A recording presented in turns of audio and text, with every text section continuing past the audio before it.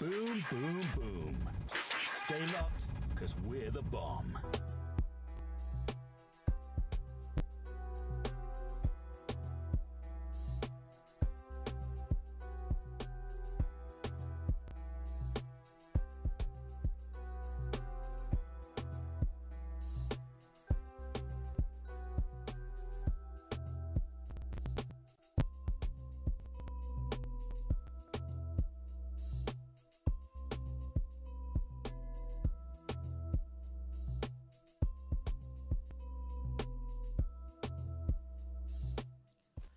Good morning, good afternoon, good evening. It is Boomba right here on your Boom Radio NG. And my name is Oladolupo. I bid you a warm welcome to the bar. This very, very interesting afternoon. We're going to be talking about a lot of things. News, sports, entertainment, and everything else in between as the gist and wherever the gist carries us. So welcome to the show for you listening and the people watching us right here. So let's get right into it because we're going to be talking about a lot of things this today. There are definitely still updates going on around the end bad governance protest. That there's definitely just about all that. Also, there's also a lot of gist going on about protests. There are also updates talking about protests happening around the world as well. Also, we're going to be talking about that. There are a lot of Olympic updates, of course. It's everyday kind of thingy, so it's definitely going to be happening there also. So sit back, relax, and enjoy as we get right into today's show. I'm not going to be alone right here. It is me and Charlotte Rogers. Sir, yes, ma'am. Good morning, good afternoon, good evening. Welcome to the bar. My name is Shola Rogers, like she said.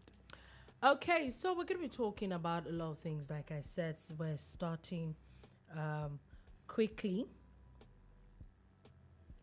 We're starting quickly with a few things. Sorry, 1 second, trying to enlarge something. Okay, it's not working. Sorry, I can't. I'm trying to get something and I don't know why it's not opening. Okay. So first things first. Updates from the gist around the end bad governance protest. The first thing is that I think it's safe to say that most of the protests are over. One of it is that what's this place? I think that as of today, I think I've only seen reports from this place. What's this place called? Port Harcourt, River State. I think that is where there's still a bit of protest here and there. There's Lagos State. There's not been protest in the past 2 days. Can we say that the protest has officially ended? If my calculations are correct, this is supposed to be day 7 of 10. So the protest should not have ended. However, it's not happening again.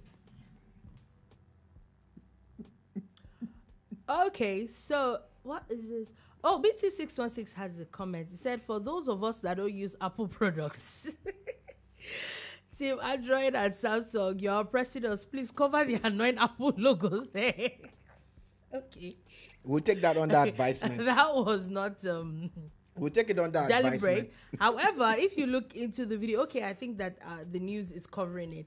One of the computers is actually like is that one. That yes. one is not Apple. This one is HP. Yeah, so it's not deliberate. It's not.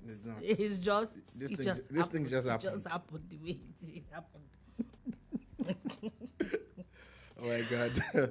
Okay. So Dolubo is struggling to find information about where the protest is happening. It's supposed to be 10 days, but it's not hard. Just visit the timeline of the chief organizer. Obviously, the one in charge is definitely Showore. And it's posted that there's protest in River State. Yeah, that's what I'm saying now. That Yeah, I'm coming on. and in Oyo State. To be precise, he talked about Agbowo in Ibadan. Now, not to knock anybody's also no. Wow. There are two pictures that I saw posted. And in one of them, there's a lady wearing Shore's orange beret, carrying a phone, maybe trying to take a picture. In Agbowo? In Agbowo. Okay. And there were a couple of bike men at the back, maybe like 60 meters behind or 50 meters behind her. And they paused, like maybe they're trying to turn back or something. I don't know. And then the second picture just shows about 2 or 3 people. So, again, usually to show that it's a protest and that it's picking up steam, I would put out my best picture, which is to put out maybe like an overview of the number of people there. If those 2 pictures that Shore himself retweeted is a reflection of what has happened, then the Agbowo one is just 5 or 6 people playing on the street. That's my opinion. So that's one. And what's it called now? In Abuja, Inyanya to be precise. Not Inyanya the singer, but Inyanya in Abuja. No, it's actually pronounced Nyanya. Nyanya, thank you. I know she lived there for a few months. I'm just saying. Anyway, Peterman says we all know that Sheyi and his boys need protest in Oyo State. We need it. I don't like what you people do. I don't like these things that you people should not speak facts again. I don't like. Or they should speak their opinion. I don't like these things that you people do. It's a bar. We're all having a discussion over drinks. At least I'm drinking on behalf of everybody, even if it's just colored water. Yeah, right. You know. So the other places is what do you call it? Yanya. Okay, so Nyanya. Okay. What are you doing? So Nyanya, there's protest there. And interestingly, there are quite a few pictures from Nyanya. One of the pictures, in fact, in all the pictures, they have proper banners and placards. So it's a properly... And they have orange berets. Okay. And that explains they have one banner that says Revolution Now, which is one of the most used monikers by Shore himself. Mm-hmm. Another one says, if people in diaspora can send money for food, they should be allowed to vote too. In fact, that particular phrase that I just gave out to you guys was carried by many people on a proper flex So band. I have a question, just one question. Yeah. What does that have to do with the protest that is? I thought the protest was about the president's the economy, really. I thought that was basically what everything is intertwined now. Shebi diaspora people are always sending money to Nigeria. Okay. So it's bringing the diaspora angle. Remember that. Anyway, he's already in diaspora anyway. Has had a lot of diaspora support in his career. However, he's also part of the diaspora. So at the moment, so it makes sense. So I found it like, okay, yeah. So that's what they're talking about. Then they're also talking about a revolution now. Only one banner did I see that had end bad governance. Maybe my glasses are not that clear anymore. Okay. But what I'm saying is more or less like those are the only places that even they, as the organizers, could talk about. So based on that, in 36 states and even in the 3 states that they have highlighted, it doesn't look like a proper thing. It's safe to say the protests have ended, more or less, something like that. So what's happening now is they're also trying to help people get out of jail. Some people have been arrested, and I saw some of the photos of them getting 3 guys out somewhere in Abuja and all of that. Talking about people in jail, the DSS has now also vowed to name sponsors of foreign flag flying protesters. However, they're saying that they have arrested 7 Polish nationals, added to the number of people that they arrested in Kano, that they're investigating, and they're very express to say that it has nothing to do with the nationality. They were part of people protesting. Wow. And carrying Russian flags. Polish nationals carrying Russian flags in northern Nigeria.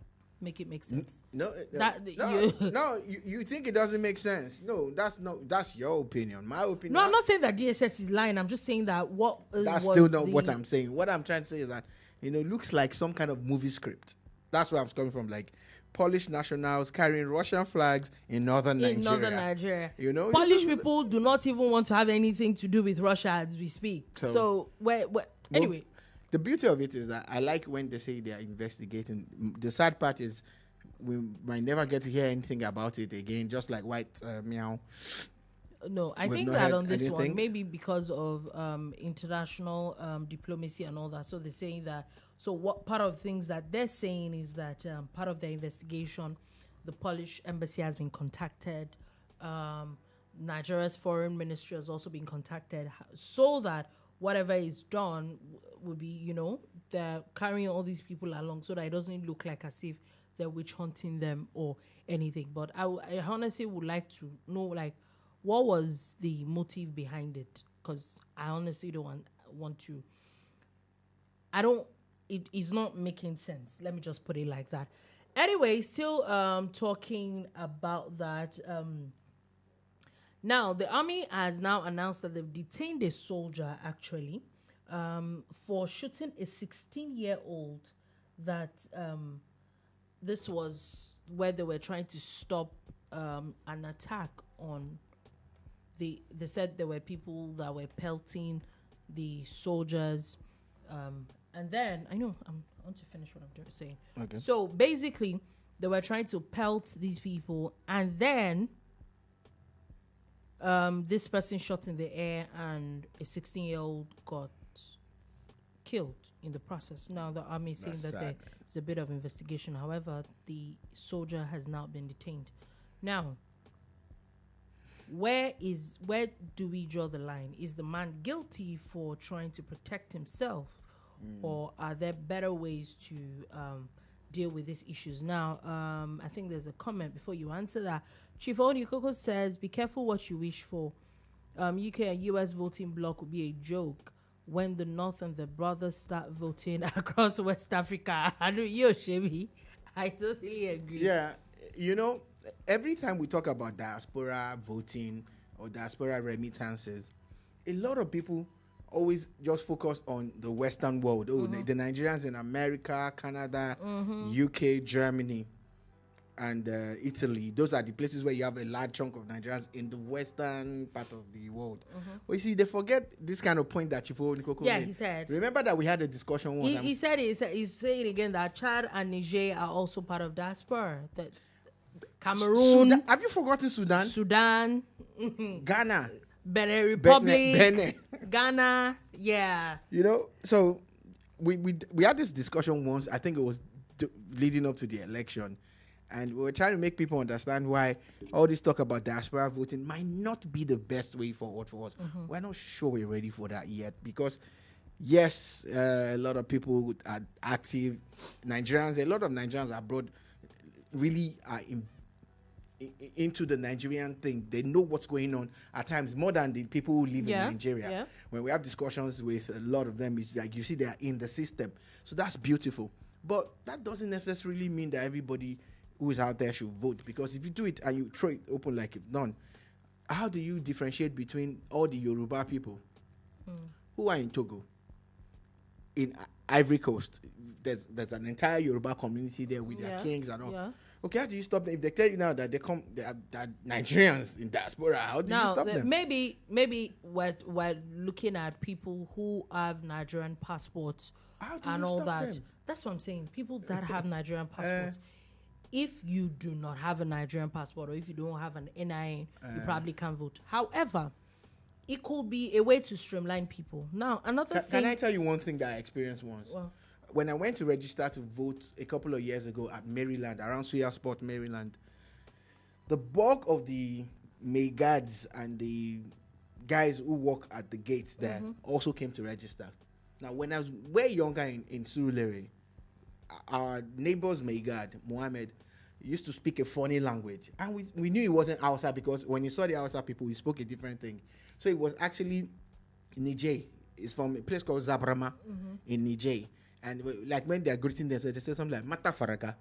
Not they don't say Kedu Kodi or Bawoni or the Mao. They speak a different blend of language. Yeah. They say, oh, Matafaraga and everything. So I picked up a bit of that Nigerian language, and that's what those guys were speaking on the line.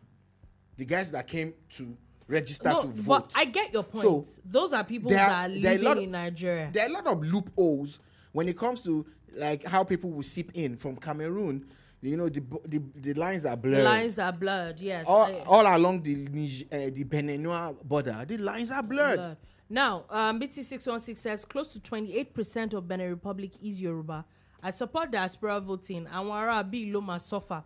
Now, like I said, I wanted to say another angle is that there's one angle that a lot of people are also not looking at when it comes to diaspora voting. Like I said, I feel that a lot of people, they probably will eliminate a lot of people.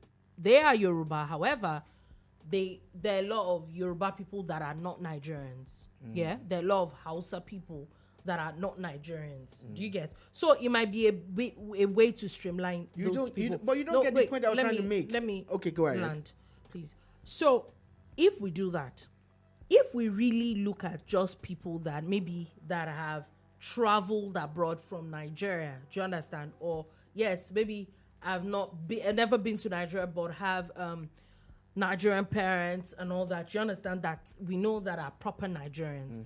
What really is the percentage? As much as everybody's going on about diaspora people, what is the percentage of people in diaspora to the people in Nigeria? Okay. Is it really going to upset?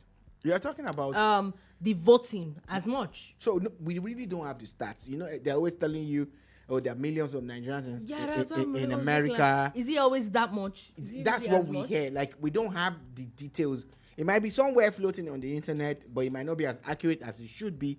But I'm saying that even the ones that are along the borders, remember that Nigeria allows for dual citizenship. Yeah. And I know that for electoral reasons, that's why a lot of people from Niger actually just float into Nigeria. They're here, they're working as Nigerians. Remember when these issues started with the coup in Niger and everything, Nigeria closing the border, did you see how crazy everybody went? Because the lines are blurred completely. Yeah. Have you seen videos of the border? So according to the Nigerians in diaspora, they're saying that there are about between 5 to 15 million people, Nigerians in diaspora. Okay. Now, these 5 to 15 million people include old people. I'm sure they include young children and all that.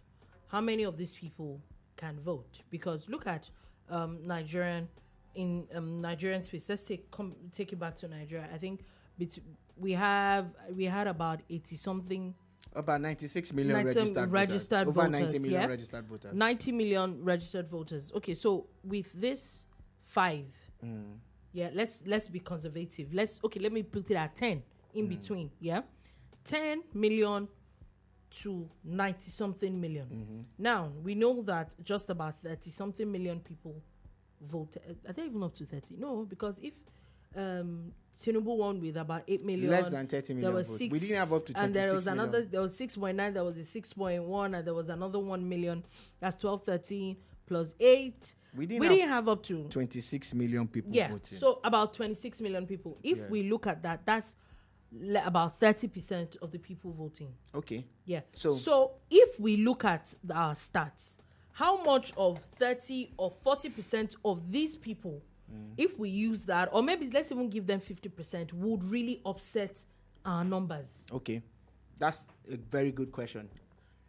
If you do the maths and you're looking at voter apathy and you see that we've had less than 30% of Nigerians partake in voting per se, the mistake that anybody will make is to ascribe that to the people out there. Because if you're talking about online, you're talking about diaspora voting, it's going to be online. It's going to be convenient. It's not about going to a voting booth. It's not about shutting down the country forever. Yeah. So, and it will also have a window. It will not be 1 hour, then you are done. Do you get? I can shock you that you will have a larger chunk of Nigerians in diaspora voting as per percentage you get than the ones in Nigeria. Not the number now, not volume, but percentage. Yeah, that if you're saying that there are 10 million Nigerians in the diaspora, you'll be shocked that Nigeria, over 50% of them will vote. Because, like I said before, they all have vested interest in Nigeria. They have family in Nigeria. They're always sending money to Nigeria. They're investing in Nigeria. They're doing a whole lot of things. You get? So, diaspora voting will go beyond calculating and thinking about voter apathy, because the issues around voting here is that some of the people in Nigeria, they need to travel from end to end to vote. Yeah, that also affects. A lot of things happen around that time. So if that is going to happen with diaspora voting, then you probably should start from here. So again, if you look at the volume, Tinubu got 8 point something million votes. Atiku got 6.8, 6.9. Obi got 6.1, 6.2. Now, if you have 30% of 15 million block voting for one person, it can change the entire color of the elections. But that's the thing. But are you saying that every diaspora person is going to vote for? Okay, so we have a few comments. BT616 says, Dolupo, let's just be beating around the bush. The attention of diaspora voting is mostly from the southeast. Okay, that is debatable. It feels it's not going to work. So, no, he's saying it's from the southeast. Okay. The southeastern people, but are they... That's BT... Yeah, BT616. Well, my question is it only the southeast people that are in diaspora? Now, Peterman says, Shola, so after they work their 2 jobs, they will have time to vote. Diaspora will not vote a beg. Well, it's debatable. I'm not going to argue with you. Yeah, they're all actually debatable. What you said is possible because you know what you know. I'm just saying that it's at your convenience as against here. So it might be easier for the people, because again, all these parties, not all, I know that the APC and the PDP actually have active arms in America, Canada, UK. Exactly. So if we now look at it, I know. Is it really going to favor a lot of people that are clamoring for it? Now, because do you understand, like, take for example, I know that Labour is one of the people that were really pushing a lot of these things. I know Showore's party and all that. Now, that's where I'm going. Like, how many of these people that you're clamoring about are going to vote for you? What I'm trying to tell you, and this what I'm trying to say is beyond, because sadly you're always focusing on the South, on the Western world, and I'm glad that Chief Onikoku had already expanded it and opened that angle. Yes. What I was trying to say before, and it might be funny, but I'm going to say it might be dangerous, but I'm going to say it still, is that we have always had those allegations of how Hausa-speaking non-Nigerians are registered to vote in Nigeria. Okay. Do you understand? Okay. During the last elections, there were campaign rallies in Benin Republic. Yeah. Even if they were not going to vote, there were rallies there, as in there were campaigns there, like, vote for this person, vote for this person. Yeah. I don't want to mention who they were campaigning for, but it was obvious. Do you understand? Now, that statistics about 28% sounds very good to me. 28% of Benin Republic being Yoruba and all of that. If there is a conscious effort to do what is allegedly being done up north, it will have a bearing. It will. So that's what I'm saying. So a lot of people that are clamoring for this, are they looking at that angle? They are not. They are only stuck on the fact that, they are all in Italy or and Germany. That means we've been saying the same thing all along. That's what I'm saying. Like, but that's really, what I've been what's saying. the percentage of people, as much as we want to say, what's it called? Diaspora is everybody that is not in Nigeria. Yeah, diaspora is not. So what's the percentage of, that's what I'm saying, that if we look at 200 and something million Nigerians, what's the percentage of that of people living in Canada? I know people living in the UK, living in the US. I know a few Nigerians who are so vested in this thing that during the last elections, they all came home to vote. Yeah. Spent their dime, their own, to their last kobo. They came. Do you understand? But there is a small chunk of them. What's the percentage? It's a costly venture. Very costly. So if you now make it like easier.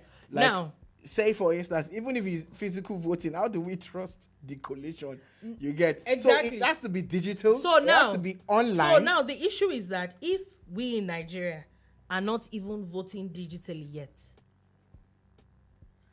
because I think that these are layers before you get to the diaspora voting.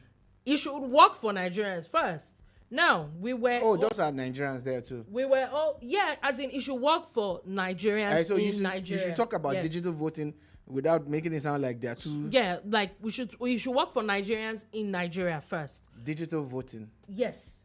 Now, like you had mentioned how it is, there's an explanation of how to, what's the word now?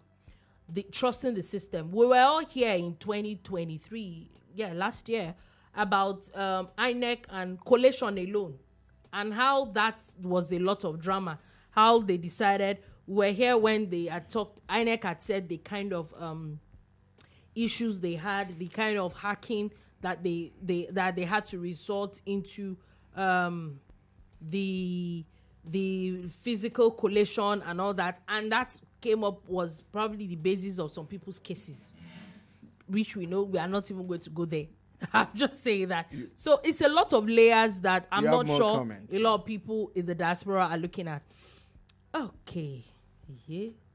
Chief Owarioko says, and I quote, that means Atiku's cousin in Cameroon can now vote for him. Agbedo. Y'all have no joy. Like, so why do you people do this? This is premise of the allegations that Atiku Abubakar is. It's not an allegation. It is. Okay, that he's not. You have proof? No. So you know that looking at those things, it's about border issues. Dolukbo, do you have proof otherwise?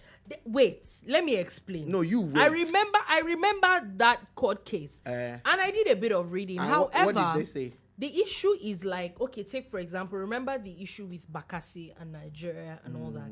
So the problem is that the part where he's from has now been cut off. But as at when he was born, the part was in Nigeria. So that's my point I'm trying to make. So you probably will have cousins that are Cameroonian. Dolugo speaking. She's the female one. I'm not from those places. I'm not. Oh my God. All right, so it's still the Boom Bow, your Boom Radio Energy. We are definitely talking. Please, how did we get to diaspora voting? It was the protest in Abuja. Oh my God. Yeah. Anyway, Sha, it's the bar. So as the gist goes, we just go as it goes. However, also thugs are harassed journalists and beat up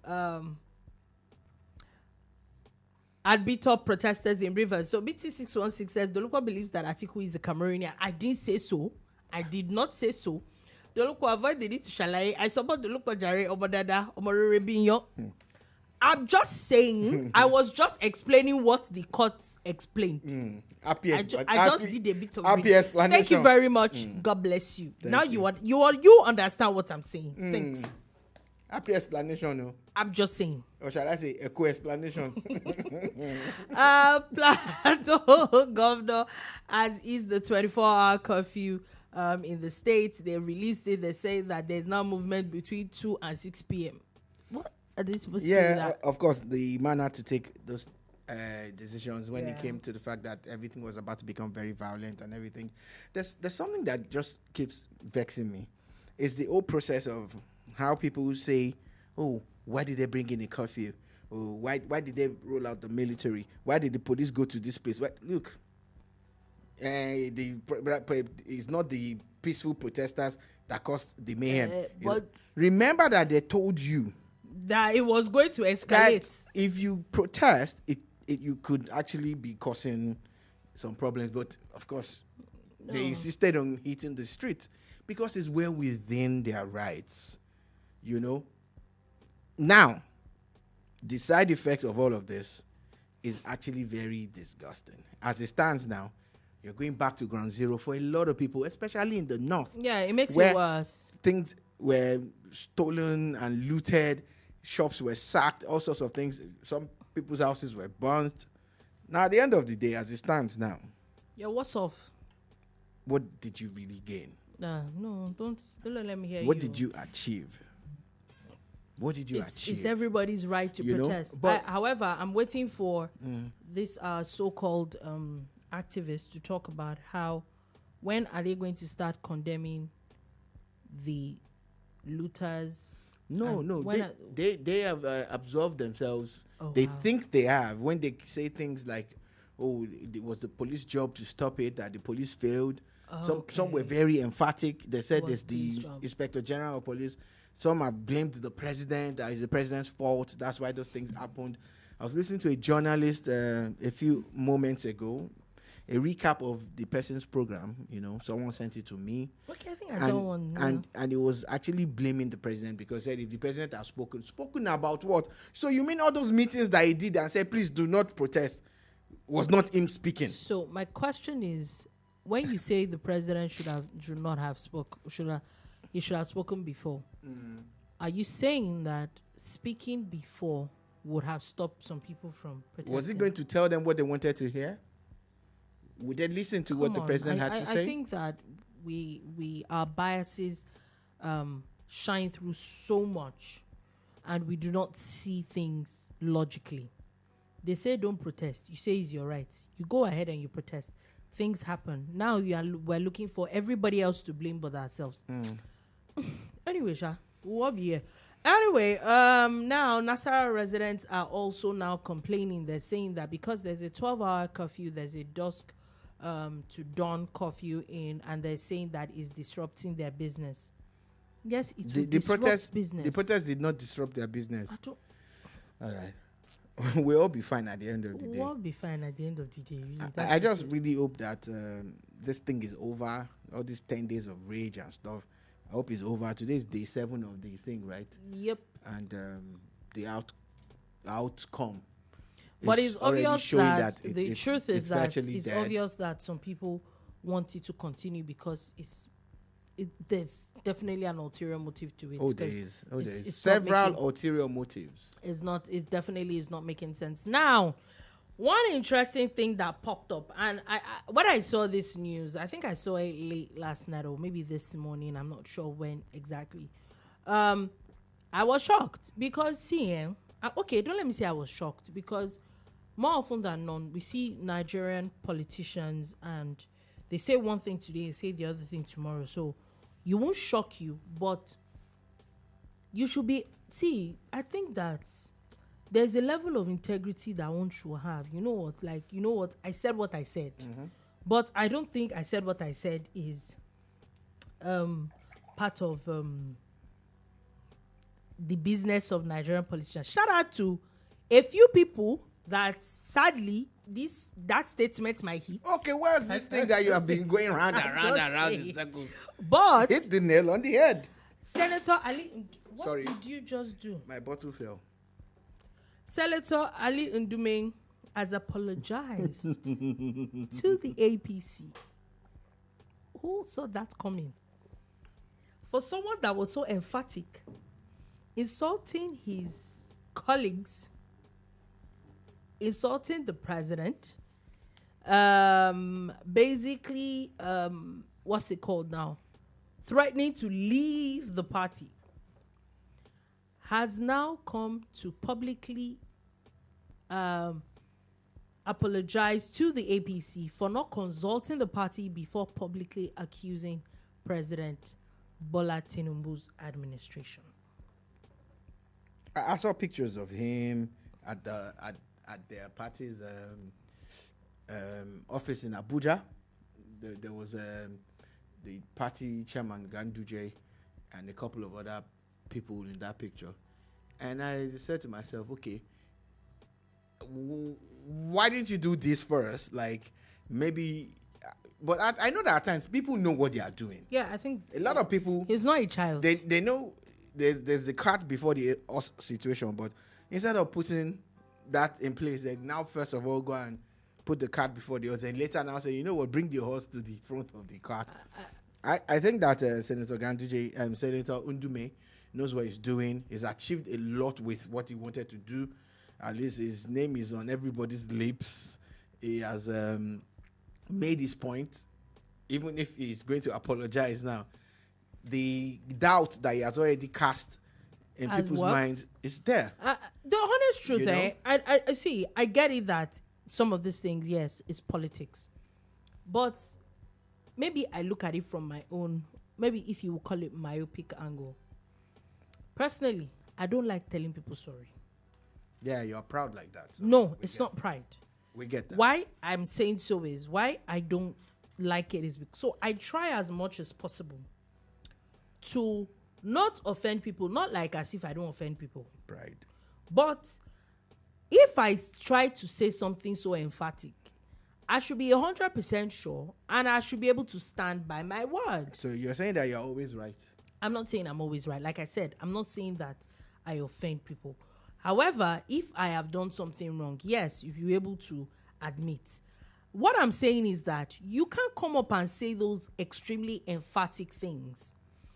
And then, so in his statement, he said that he's not saying that what he said was that he stands by his word, but that whatever he did at that point was out of patriotism, and the issues may be said that he said were very strong, but that he should have talked to the party first and he should have aired his grievances to the party first before.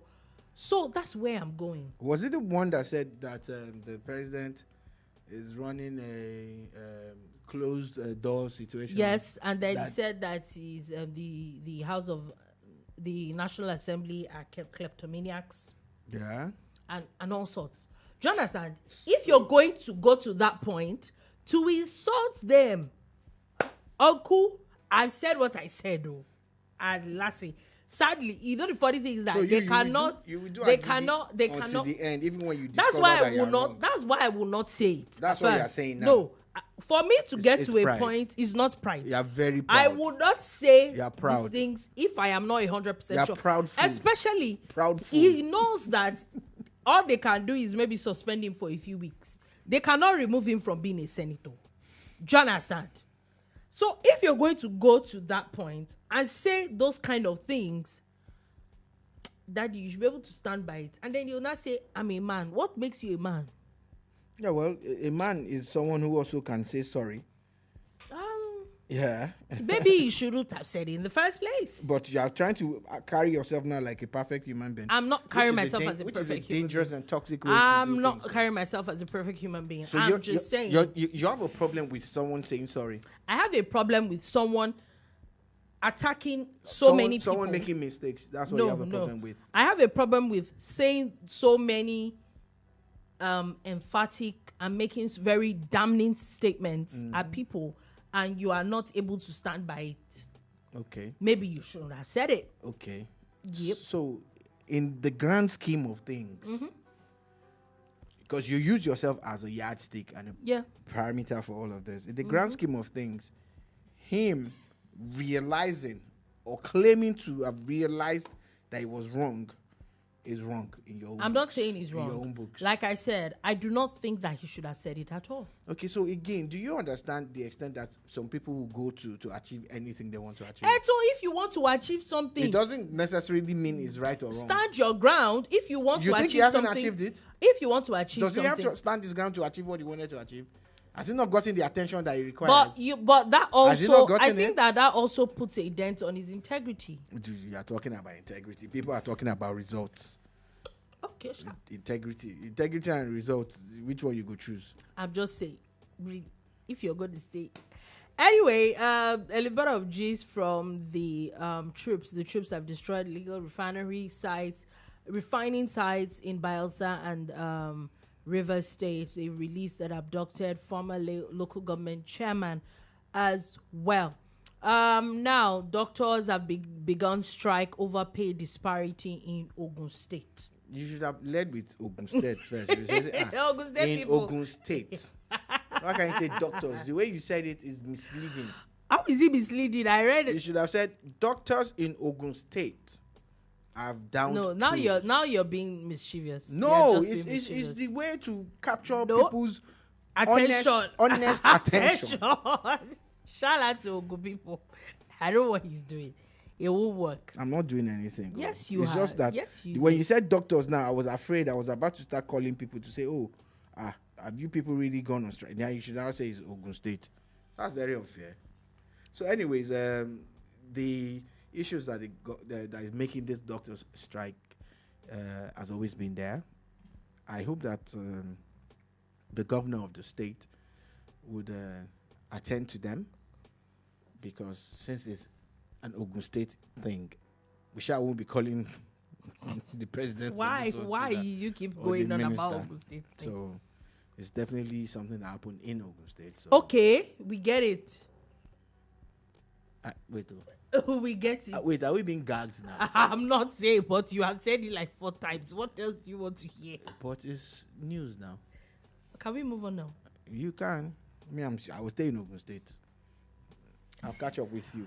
Moving on from that, now let's before we go on to other things, let's do a bit of Olympic updates between yesterday that we left and today. There's been a lot starting from Team Nigeria. There's been a lot that has been going on with Team Nigeria, and I think it was Chifoni Koko that was asking I think 2 days ago about Toby Amushon. Yeah, so she quickly, I'm sure you know by now, She's from Ogun State. Eased quickly into and she didn't even beat her own record yet, but she definitely defeated everybody in the first heat, and she's moved on to the semi-finals very quickly. And watching this particular, She had a tough field though. And yes, she did. Dispatched. Those are the people that she was drawn with. Those are the real contenders.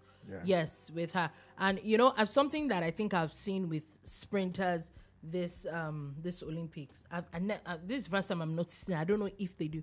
They seem to do a lot they seem to just do a bit to qualify. It's always been like that. And then you get to the finals and then It's always been like that. fire. The idea is to understand the field that you're in, knowing that is it automatic qualification for 3 or 2. Mm-hmm. Because depending on the number of hits that they have, like in the race that she ran this morning, is automatic qualification for 3. And since the semi-final is going to be 2, you get that's 9 times 2. That's items too, yeah. So you know if there's going to be a But repechage. it must be or really, not. really nice because, for her to not even beat her own record.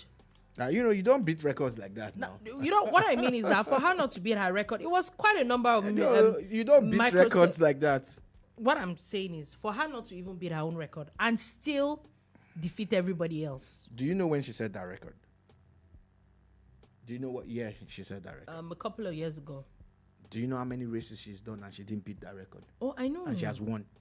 Do you understand? So records are not things that they beat like that, especially in athletics. So anyway, she definitely is looking good. Yesterday, sadly, Favor Ofili lost her. She was 6th yesterday, and it was not a very nice thing, but it is what it is. Yeah, again, the time that she qualified in and other things, make sure that she was in the 9th lane.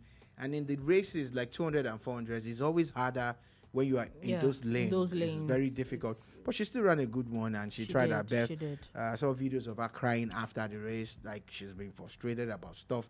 And I wanted to link our story to another lady called Annette, who just got the silver medal for the USA in the hammer throw. She's the first American woman to get a silver, any medal in the hammer throw. However, she's Nigerian. 4 years ago, this lady, American based, but she came home. She wanted to compete for Nigeria, qualified, and she's one of the people like Favor Ofili. I think there were 9 of them that the administrators of sports in Nigeria failed, to put through the normal process of registration, and they were barred from competing at the Tokyo Olympics. So what did she do? She said she was heartbroken. Packed her bag, went back to the US, and switched allegiance back to America. And yesterday she's won silver. She won silver yesterday. That would have been Nigeria's first medal. Yes, that most likely would have been Nigeria's first medal, but it's sad actually. It's and you see the what's the word now? The incompetence, the sad incompetence of people, and the fact that nothing gets done about those people. Also, Nigeria's Christiana Ogunsanya lost her wrestling event. Edosa Ibadan also finished 6th in the heat 2 of the men's 800 meters at the Paris Olympics. Now, another very interesting one with the Olympics is that a 14-year-old Australian is now the youngest Australian to ever win a gold for the country for skateboarding. Such a very smallish young girl, but it's very, very inspiring when you see those other ones. However, also still talking about the Olympics. Algerian Iman Khalif has also now won her semi-final match, and she's going into the finals. Yeah, she's going to at least get the silver if she loses in the final. According to her, she's worked 8 years to get here. To get to that point. And of course, a lot of people are still stuck in the controversy while some of us have just moved on. We've moved on, yeah, exactly. Now, still talking about it. Who remembers German footballer Thomas Müller? Yeah, of course. So his horse, which he co-owns with someone else, has now won gold at Paris Olympics. Yeah, that's cool. That's massive for him, though. Yeah, that definitely is. Now, still talking about sports. Let's move quickly a little bit. Do you have something else to say about the Olympics, or we can? Oh yeah, there's always something to say about the Olympics. Just to let you know that the Tigress are going to be fighting in the fight of their lives against the USA. They're coming up against a team that has not lost in over 50 games, and it's going to be a tough one. And a lot of people have already written them off, but as a Nigerian through and through, I'm rooting for the Tigress. Yeah, and seeing what they've done in the past couple of days. At 8:30, that's what's going to happen. But also at about 7:02 or thereabout, Ogaji Samuel also, his own is going to be at 8:40. Sorry, at 8:40, Samuel Ogaji will be contesting in the men's 400 meters finals. We've not had anybody since Innocent Egbunuke in the 400 meters finals. And that was like 30 or so years ago, about 32 years ago or so. So we're rooting for him, even if it's in a tough field, In the finals, anything can happen. Anything can happen, exactly. So moving on from that, still talking a bit about sports. Nigeria's captain, Troost-Ekong, is now set to move to a Saudi Arabian club. Yeah, my man needs the money, man. He deserves it.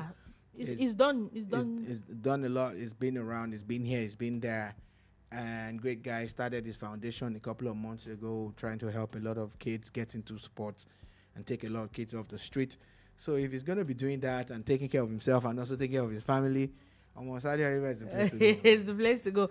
Also, Spanish footballers Rodri and Alvaro Morata have now been given a 1-game ban for their by UEFA for the just concluded yeah, it's sad to see how Euros. There's so much racism and all sorts of unruly behavior in sports, and maybe this would deter them.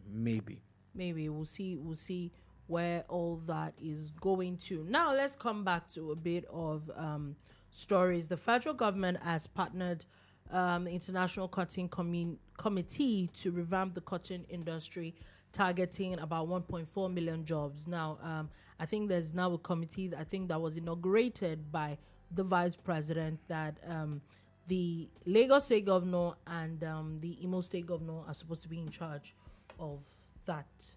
These are important things for us. When we look at life beyond and outside crude oil, we're already doing a lot in farming now in a few states, and cotton virtually died. If they can revive it and revive that textile industry, and they're able to even export some of the proceeds from the farming and everything, it will just be a whole new ball game for us. So I hope that they can actually pull this one off. Again, I get wary when I hear 1.4 million jobs will be created, and all those things don't move me until we start to see how serious they are moving about those things. Yes, definitely makes sense. Now, still talking a bit of business, the CBN has now approved the merger of Unity and Providence Banks. Now, I think this is the beginning of the mergers to come. Remember that a few months ago, the CBN had talked about, they had put out the statement about bank recapitalization. So I think that this is the beginning of so much more to come.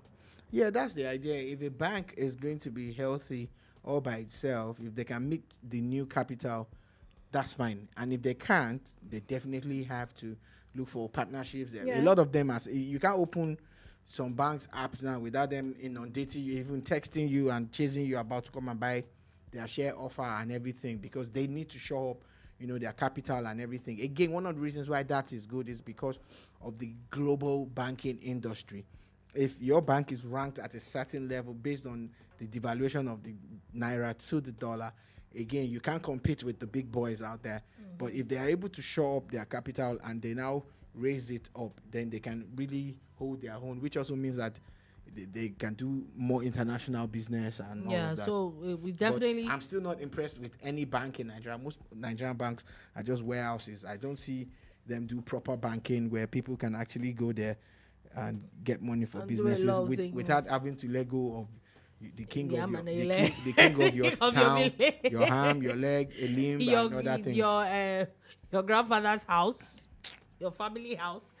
Anyway, so it's obvious that we're definitely going to be seeing more mergers come on board, and I like the fact that a lot of people are doing it now before it gets too close to the deadline. I think there's about a 2-year deadline for it, but it's better to get it done and get these things done quickly. Now, moving on to a bit of international news before we go.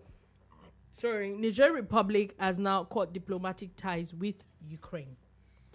Yeah, there are claims that Ukraine is behind some clandestine actions in their own country. So, but we all know that. Oh yeah, We all know that, I really just hope that this marriage between Russia and some of these countries makes sense, Let's see. Now, time will tell. because it's as all these countries, the way they're cutting off from this, cutting off from that, cutting off from this, all this arbitrary things that they're doing. I saw a picture, I think it was Burkina Faso, where they're saying that the military junta had bought vehicles for some people and decided to buy a 2012 or 2014 Jeep.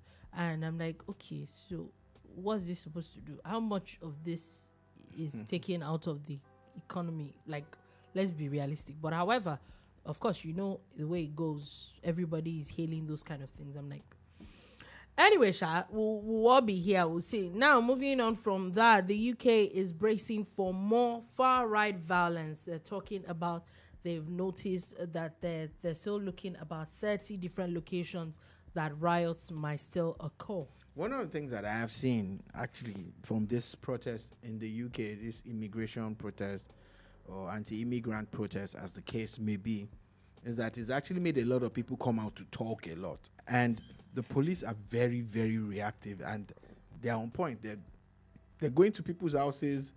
The funny thing is, most of the people that they've arrested are people who have been posting stuff online, posting on Facebook or Twitter or whatever, saying all sorts of things that could, get them into trouble. And they actually go knock on their doors and tell them, read them their Miranda rights. And you get bounced. Next thing, they're off to go. Interestingly, just wanted to put this out there. I actually kind of forgot. In Kano, talking about knocking on people's houses, Kano police are now knocking on people's houses door to door to not just arrest people, and if stuff that was looted was found with you, they're actually picking things up from people's houses. People might not know, but that actually happened in Surulere after the NSAS madness. They actually went and picked up a couple of people who had looted several places along that Body Thomas Adinogosaya axis. So they were picking people up as far as Aguda and all of that. Anyway, so we'll see where all that is going to. People definitely need to be careful as we go on. People in the UK, please be careful. Sadly, a helicopter has crashed in Nepal with a pilot and 4 Chinese passengers killed. Also, hotel collapsed in Germany with at least 2 people dead and several others got injured. When I saw the hotel collapse story in Germany, I was shocked, because, we're actually used to having that happen in Nigeria a lot. We still had one 2 weeks ago. Yeah. And it's a sad thing. It's a sad occurrence. So it's actually shocking that it's not something that was done by some act of terrorism or vandalism. It's actually some kind of proper house collapsing. And it's shocking to me, though, because I know those guys, they have high standards when it comes to construction and maintenance and all. So it's really sad. And I was just bowled over, like, how? I thought they were out of the woods when it comes to stuff like that. Now, quickly, let's do with a bit of entertainment news. As basically the movie that is going on around now, number one film worldwide now, Deadpool and Wolverine has hit like about 299 million naira at the Nigerian box office. Wow. Even with all the protests Yeah, and with all the being power, people are Nigerians are unique people. very unique. This They is like the to same. enjoy themselves. This is the same movie Peterman said he was going to watch, right? Yeah, that was the one that was going to watch. Should actually watch that movie. Should. Anyway, now moving on from that, a Black Panther actor, another Black Panther actor, 72-year-old Connie Chime, also passed on. Oh, yeah. She was one of those. The Warriors. No. She was one of those chiefs. In the fictitious place. She was one What's of that those faces. name of that place again? Wakanda. Yeah. Yeah, she was one of those people. So, yeah. And also, Nigerian stars Burna Boy, Thames, Arista, Davido, Loj, and Phils have also all been nominated for 2024 VMAs. And finally, before we go, there's a lot of buzz that is talking. Everybody, Ashake is on everybody's lips. And why is everybody talking about Ashake? It's his new song that he just released with Travis Scott. Now, it's nice to release a song with Travis Scott, but that's not what a lot of people are talking about. People are talking about the song that he sampled. Yeah. On that song, there's a sampling of Adewale Ayuba's song from the intro of that song. And, a lot of people saw that. So Oluwajomiloju Medubi says, Shola, that is water. It is water. Oh, okay, yeah, it is water. It is very colored water. Anyway, so a lot of people are talking. I saw a lot of people online talking about how older people, though, saying that, okay, Fuji is not there. It looks like there's a lot. And I think for someone like Anashake, you see a lot of infusion of Fuji, Akpala in his music. So it's not weird. However, I think that it also helps with the kind of what's it called now, with social media and the kind of streaming platforms. Because if I remember correctly, there've been a lot of indigenous.